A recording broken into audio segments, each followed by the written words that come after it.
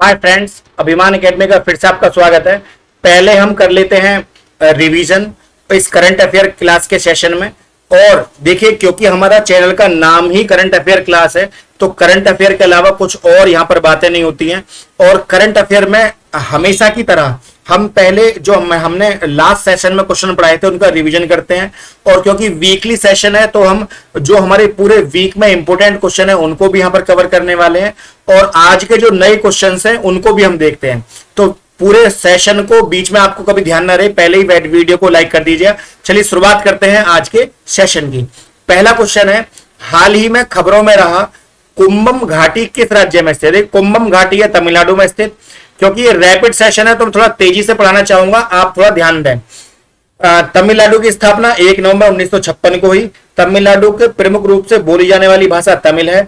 तमिल का जो क्षेत्रफल है वो है 1,30,058 किलोमीटर स्क्वायर। तमिलनाडु के जो पड़ोसी राज्य आप यहाँ पर देख सकते हैं, इसके पड़ोस में इधर तो आ जाता है आंध्र प्रदेश, इधर आ जाता है कर्नाटक, इधर आ जाता है केरल, है ना। और तमिलनाडु अगर आप देखें तो भारत में किधर की साइड स्थित है? साउथ में।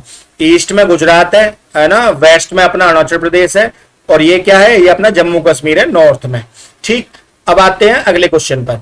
गगन शक्ति अभियान 2024 में बड़ा इंपोर्टेंट रहा। भारतीय वायुसेना द्वारा किस स्थान पर आयोजित किया गया? पोखरण में। अब जब बात पोखरण की आती है तो बात राजस्थान की आती है, और राजस्थान की बात आती है तो कुछ राजस्थान के क्वेश्चन देख लेते हैं। अन्न का कटोरा राजस्थान के गंगानगर जिले को कहा जाता है। हाल ही में राजस्थान ने, है ना, जो टोंक जिले को जो है टाटा नगर जो है कहा जाता है, राजस्थान के टोंक जिले को टाटा नगर कहा जाता है ना। और इसके अलावा यहां पर बुड्ढा जो स्थित है, दो प्रमुख कपासों के क्षेत्र है, गंगानगर और हनुमानगढ़ी। और आप देख लेना क्या क्या चीजें यहाँ पर मोस्ट है। काली चूड़ियां तो मिली थी, हिस्ट्री के कुछ क्वेश्चनों को मैंने यहाँ पर रख दिया है। अगला है, हाल ही में समाचार पत्रों में उल्लेखित स्टारगेट क्या है? देखिए, स्टारगेट है AI सुपर कंप्यूटर, है ना। AI का मतलब है आर्टिफिशियल इंटेलिजेंस। देखिए, आर्टिफिशियल इंटेलिजेंस में भारत की रैंकिंग कितनी है? आर्टिफिशियल इंटेलिजेंस में भारत की रैंकिंग 5वीं है। CPU के APU होते हैं। देखिए, CPU के ALP जो होते हैं, ALU अर्थमेटिक लॉजिक यूनिट जो होते हैं CPU को, उसको रजिस्टर कहते हैं, है ना। कंप्यूटर की बात आती है तो कुछ कंप्यूटर के क्वेश्चन भी होने चाहिए। माइक्रो प्रोसेसर जो कंप्यूटर का मस्तिष्क होता है उसको क्या कहा जाता है? उसको माइक्रोचिप कहा जाता है। माइक्रो प्रोसेसर का कहा गया है। अगर कंप्यूटर का दिमाग कहता है तो CPU को कहते हैं। डॉक्यूमेंट में बदलाव क्या कहलाता है? एडिटिंग। अगला हमारा क्वेश्चन है, हाल ही में किसे major Dhyan Chand lifetime achievement award मिला था? ये मिला था अशोक कुमार को। जहां तक ध्यानचंद पुरस्कार की बात है तो क्या है, ट्रॉफी और मेडल मिलते हैं, कुछ और भी मिलता है? आइए देखते हैं। देखिए, इसमें मिलता है 25 लाख रुपया, जो कि 31,000 सीधे सीधे US डॉलर रहते हैं एक मेडल के साथ। राजीव गांधी खेल रत्न पुरस्कार इसको पहले कहते थे, अब इसका नाम मेजर ध्यानचंद अवार्ड हो गया है। 1992 से 2021 तक इसका नाम राजीव गांधी खेल रत्न अवार्ड था। इसको होस्ट करता है ministry of youth affairs and sports. कभी आप खेल मंत्रालय लगा दो, इसको खेल मंत्रालय नहीं देता, इसको देता है ministry of youth affairs and sports. किसको दिया जाता है? इंडियन स्पोर्ट्स पर्सन को दिया जाता है। प्रेसिडेंट ऑफ इंडिया इसको देते हैं। और इसको दिया जाता है राष्ट्रपति भवन के अंदर, है ना। गवर्नमेंट ऑफ इंडिया इसको स्पॉन्सर करती है, ये सब, है ना। तो आपको पता होना चाहिए। अगला क्वेश्चन आ जाएगा, पाकिस्तान में फिर से T20 को बर्बाद करने के लिए वनडे टीम का कप्तान किसको बनाया है? बाबर आजम को बनाया है। ठीक, आपको मैं बता दूं, भारत T20 में, वनडे में और टेस्ट में तीनों में ही नंबर 1 रैंकिंग पर चल रही है इस समय। भारत में क्रिकेट देश का सबसे लोकप्रिय खेल है। यह भारत में लगभग हर जगह खेला जाता है।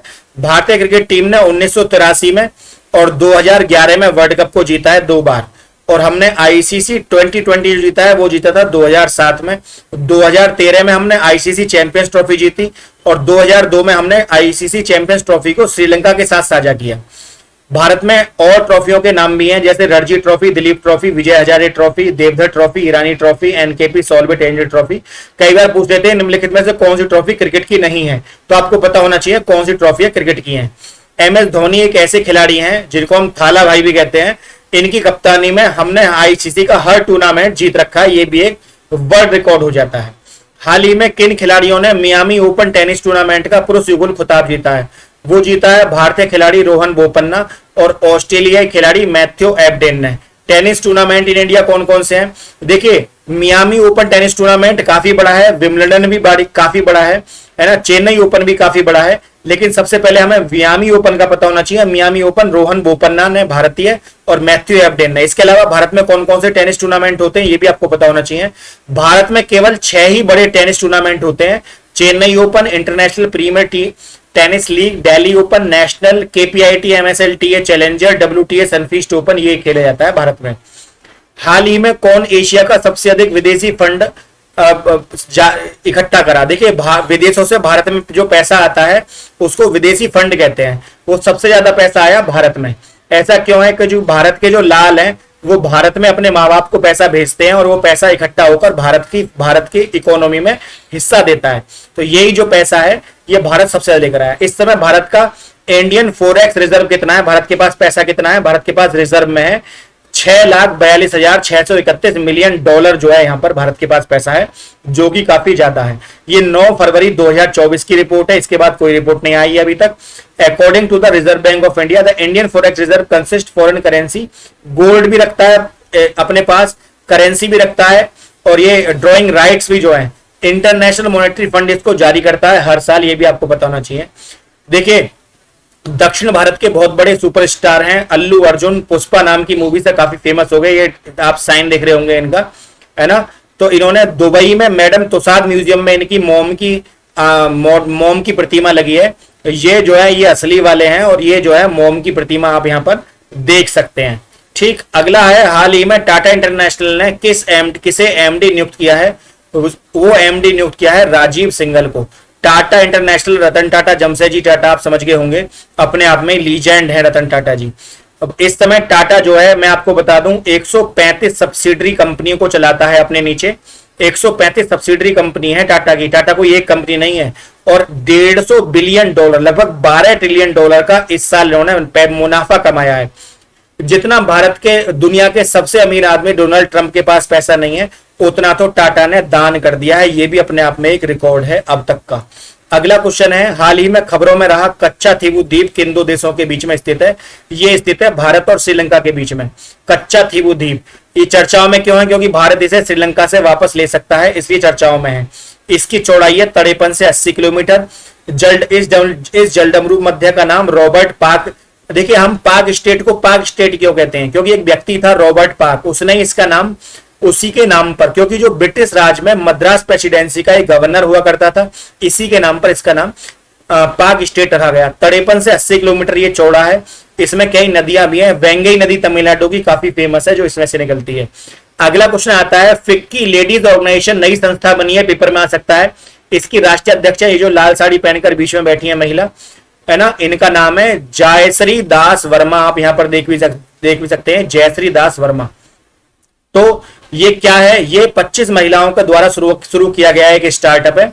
अंतरराष्ट्रीय महिला दिवस 2022 के उपलक्ष्य में इसकी नींव रखी गई थी, जो कि 2024 में पहला 100% स्वामित्व वाला औद्योगिक पार्क हैदराबाद तेलंगाना में खोला गया है। तेलंगाना के उद्योग मंत्री टी रामराव ने इसका उद्घाटन किया था, है ना। और इसका संचालन पूर्णतः महिलाओं से बना हुआ ये संस्था है। T20 क्रिकेट में 7000 रन बनाने वाले पहले भारतीय विकेट कीपर हो गए हैं, वही अपने थाला भाई MS धोनी। जब बात क्रिकेट की आती है तो बात पैसों की आती है, और पैसों की आती है तो A+ ग्रेड के खिलाड़ी को मिलते हैं 7 करोड़, A ग्रेड को मिलते हैं 5 करोड़, B ग्रेड को मिलते हैं 3 करोड़, और C ग्रेड को मिलते हैं 1 करोड़। आपको पता होना चाहिए, हार्दिक पांड्या, शिखर धवन, जडेजा, ये कौन सी कैटेगरी में आते हैं? A में, B में, C में? कमेंट बॉक्स में कमेंट लिखें। चुनाव आयोग ने लोकसभा चुनाव की बात चल रही है तो लोकसभा चुनाव से भी क्वेश्चन आएगा। कौन सा ऐप जारी किया है जो आपराधिक छवि का पता लगाएगा? उस ऐप का नाम, उस ऐप को लॉन्च करके बताया है कौन से नेता पर कितने ज्यादा केस चल रहे हैं, मर्डर के, रेप के, है ना, हत्या के। तो इस एप्लीकेशन का नाम है नो योर कैंडिडेट। इस ऐप का नाम है नो योर कैंडिडेट, मतलब ये आपका कैंडिडेट नहीं है, ये आपको पता होना चाहिए, है ना। चुनाव आयोग क्या है? जब चुनाव आयोग की बात देखिए, चुनाव आयोग की स्थायी और स्वतंत्र निकाय है। हालांकि संविधान के अनुच्छेद 324 में भी इसका उल्लेख है ना। तो ये एक महत्वपूर्ण संस्था है जो भारत में चुनाव कराती है, ये आपको पता होना चाहिए। पारदर्शी है पूरे तरीके से, हालांकि इस पर आरोप लगते रहते हैं। माता बेरी पेरा और पचरा जिन्हें हाल ही में GI टैग मिला है, किस राज्य से संबंधित है? देखिए, माता बेरी पेरा त्रिपुरा से संबंधित है। ये GI टैग का क्वेश्चन देखिए पेपर में हर बार आता है। माता बेरी और पचरा जो है वहां की एक स्थानीय कंबल टाइप का होता है जिसको त्रिपुरा में जीआई टैग मिला है। जब बात त्रिपुरा की आती है तो त्रिपुरा के क्वेश्चन कर लेते हैं। त्रिपुरा उत्तर पूर्व सीमा पर स्थित है, भारत का एक राज्य है, तीसरा सबसे छोटा राज्य है, केवल 10,491 वर्ग किलोमीटर का है। उत्तर पश्चिम में इसके बांग्लादेश है, असम और मिजोरम से भी लगा हुआ है। त्रिपुरी भाषा जिसको कोक बोरोक कहते हैं यहाँ की मुख्य भाषा है। कई शताब्दियों तक त्रिपुरी राजवंश ने यहाँ पर अपना शासन चलाया था और आप इसका स्क्रीनशॉट देखकर पढ़ लीजिए। स्वतंत्र भारत के इतिहास में पहली बार देश का रक्षा निर्यात कितना पहुंच गया? ये पहुंच गया 21,000 करोड़ रुपए, जिसमें 32.5% की सीधे सीधे एविएशन में वृद्धि देखी जा सकती है रक्षा निर्यात में भारत का रक्षा बजट है 3.8 लाख करोड़ रुपए, जिसमें 19-20 के मुकाबले 6.87% की वृद्धि हुई है। मैं आपको बता दूं, भारत दुनिया का सबसे 5वां बड़ा रक्षा बजट है और सिप्री की एक रिपोर्ट आती है, उसके हिसाब से भारत 3rd नंबर पर है आर्मी में, है ना। Stockholm India Peace Research Institute, Stockholm के नाम पर सिप्री इसका नाम रखा गया है, जो बताता है कि दुनिया में सबसे ताकतवर तीसरा देश जो है वो भारत है। लेकिन बात अगर रक्षा बजट की आए तो हम 5वें नंबर पर। अगर आप अमेरिका की बात करेंगे, सबसे ज्यादा पैसा खर्च करता है, देखिए 649 अरब डॉलर खर्च करता है अमेरिका। वो तो 17% की गिरावट होगी अमेरिका में, वरना और पैसे खर्च करता। तो पिछले साल हमने इतने खर्च करे थे 93,982, अब हमने लगभग 32% अपने बजट को बढ़ा दिया है। मार्च महीने में रिकॉर्ड तोड़ 11.5% जीएसटी कलेक्शन बढ़ गया है। अब भारत का जीएसटी कलेक्शन हो गया है 1.78 लाख करोड़ रुपए, 1.78 लाख करोड़ रुपए हमें जीएसटी से मिलता है। अब आप कहेंगे जी जीएसटी सबसे पहले कहां पे लागू कहां पे चला था? तो देखिए कुछ क्वेश्चन घुमाकर पूछते हैं। वो पूछ रहा है ड्यूअल जीएसटी। ड्यूअल जीएसटी का मतलब है दोहरा जीएसटी सबसे पहले कहां पे हुआ? अब यहां पर आंसर है कनाडा। जी हाँ, कनाडा आंसर है। आप कहेंगे सर फ्रांस क्यों नहीं है? अगर पूछेगा फर्स्ट वन इंप्लीमेंट, सबसे पहले जीएसटी कहां पर लागू हुआ, तो फ्रांस में लागू हुआ था सबसे पहले जीएसटी, लेकिन दोहरा जीएसटी सबसे पहले कनाडा में हुआ था। अब तक कितने देशों में ड्यूअल जीएसटी आ गया? जैसे भारत में है तो ड्यूअल जीएसटी अब तक आ गया है, देखिए ड्यूअल जीएसटी जो है अब तक केवल 2 ही देशों में आया है, वो आया है कनाडा में, है ना। टिल नाउ कनाडा ओनली है the GST model, but now India has started the dual GST. अब 2 हो गए हैं, भारत और कनाडा, इसलिए इनमें से कोई नहीं है ऑप्शन, इसलिए आंसर है नन ऑफ दी, इनमें से कोई नहीं, क्योंकि आंसर है 2। Around how many countries adopted, कितने देशों ने जीएसटी को लागू कर रखा है अपने यहाँ पे? 200 देशों ने कर रखा है। Which of the following country has the maximum GST tax slab, सबसे ज्यादा जीएसटी की टैक्स स्लैब कहां पर है? वो है हमारे प्यारे भारत में। क्यों? क्योंकि भारत में रोटी पर जो आम चीजें हैं उन पर जीएसटी केवल 5% लगता है, और वो हमने गरीबों के लिए अलग से रखा हुआ है। हाल ही में देखिए, पहले तो भगवान कृष्ण को, देवकी नंदन को मेरा नमस्कार, उसके बाद शुरू करते हैं क्वेश्चन को। हाल ही में कहां के प्रसिद्ध सांची क्राफ्ट को जीआई टैग मिला है? देखिए मथुरा के सांची क्राफ्ट को जीआई टैग मिला है। जब मथुरा की बात आती है तो हम उत्तर प्रदेश की बात करते हैं। तो उत्तर प्रदेश की स्थापना हुई थी 24 जनवरी 1950 को। स्थापना दिवस मनाया जाता है 24 जनवरी को। राजधानी 1921 में आई। उत्तर प्रदेश में विधान परिषद की स्थापना 1921 में हुई। राजकीय वृक्ष है अशोक, राजकीय पक्षी है सारस, पुष्प है पलाश, पशु है राजकीय बारहसिंगा, राजकीय खेल है हॉकी, राजकीय चिन्ह है एक व्रत में 2 मछली और एक तीर धनुष। अपनाया गया था 1938 में। पहली हिंदी हमारी राजकीय भाषा है, दूसरी उर्दू बन गई है मुलायम सिंह की सरकार में 1989। उत्तराखंड हमसे अलग हुआ था 9 नवंबर 2000 में, और 17 नगर निगम है हमारे यहाँ, 18वां बन गया है, 17वां बना है 2018 में, है ना। अब अगला क्वेश्चन आ जाता है कि भारत किसने अपना 90वां स्थापना दिवस मनाया है? वो बनाया है आरबीआई ने। आरबीआई का पीआरआर पॉलिसी रेपो रेट 6.5 है, एचडीएफआर 6.5 है, मार्जिनल एसएफआर 6.75 और बैंक रेट है 6.75। ये भी हमको पता होना चाहिए। हाल ही में खबरों में रहा कैलिस्टो क्या है? देखिए कैलिस्टो बृहस्पति का एक चंद्रमा है। जब बृहस्पति की बात आती है तो बृहस्पति 5वां सबसे बड़ा ग्रह है ना, जो कि 1/4 द्रव्यमान इसका हीलियम से बना हुआ है और बाकी हाइड्रोजन से बना हुआ है। एकमात्र ऐसा ग्रह है जो सूर्य के साथ अपने द्रव्यमान को आयतन से बाहर स्थित है। ये रोमन देवताओं के नाम पर इसका नाम बृहस्पति रखा है। कभी आप गुरु बृहस्पति भारत के हिसाब से समझ लो। बृहस्पति सूर्य का 5वां सबसे बड़ा निकट ग्रह है। मीथेन, अमोनिया और हाइड्रोजन गैस पाई जाती है। पृथ्वी से 11 गुना भारी है। इस पर एक विशाल गड्ढा है जिसमें से आग की लपटें निकलती हैं, जो विशाल लाल धब्बे जैसा दिखाई देता है। इसके इसके चारों ओर जो छल्ले हैं, वलय कहते हैं छल्लों को, गोल गोल। इसके बाहर जो ये छल्ले जो हैं वो 4 हैं। इसके 64 चंद्रमा है, 64। एक बृहस्पति का एक नया चंद्रमा बना है और 65 हो गए, इसका नाम है कैलिस्टो। अगला है, हाल ही में भारत में यूपीआई लेन देन में कितने % की वृद्धि हुई है ना? तो यूपीआई को जारी कौन करता है? National payment interface. वृद्धि हुई है 56% की, है ना? और ये बहुत बड़ी उपलब्धि है। यूपीआई ने शुरुआत 2016 में करी थी। National payment corporation of India इसको जारी करता है। इसमें हम वीपीए के माध्यम से पेमेंट करते हैं, जो कि होता है वर्चुअल पेमेंट एड्रेस। ये भी हमको पता होना चाहिए। तो उम्मीद है आज का जो सेशन है वो आपको काफी अच्छा रहा होगा। यदि वीडियो आपको अच्छी लगी हो तो वीडियो को लाइक, शेयर और चैनल को सब्सक्राइब करना ना भूलें।